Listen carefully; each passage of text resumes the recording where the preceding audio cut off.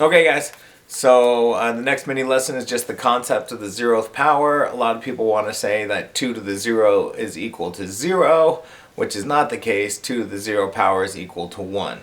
We're going to look at 3 different examples real quick just to beat a dead horse on why this works this way, and hopefully it helps sink it in. But anything raised to the zeroth power is always going to equal 1, and it all falls back to math principles and math patterns. So let's just again look at the example of 2 to the 4th, 2 to the 3rd, 2 squared, 2 to the 1st, and 2 to the 0th power.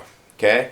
If we're working from exponential to expanded form, it would all look like this. Okay? So 2 times 2 times 2 times 2, which in this case is 16. 2 times 2 times 2 is 8. 2 times 2 is 4. 2 all alone is just 2. So if I'm following patterns, my exponent's getting 1 less in this column every time. So 4 minus 1 is 3, minus 1 is 2, minus 1 is 1, minus 1 is 0.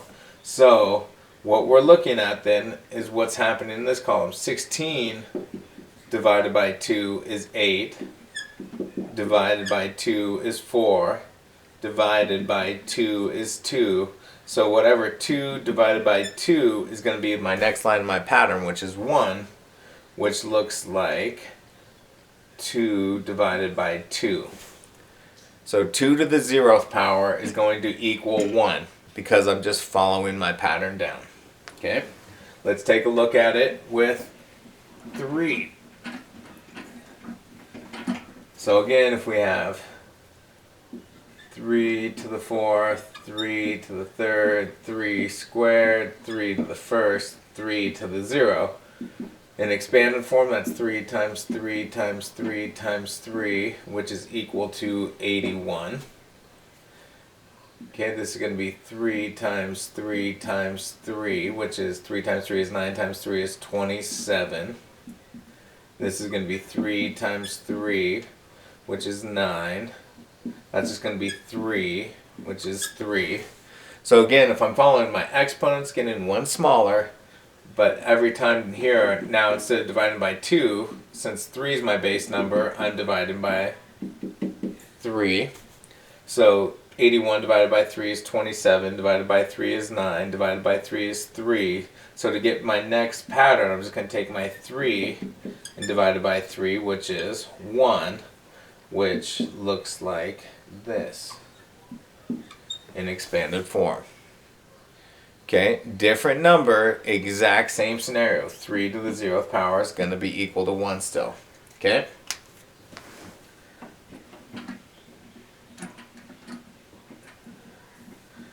Let's look at one more. This time we're going to do 4 just to keep it simple, but it helps us see.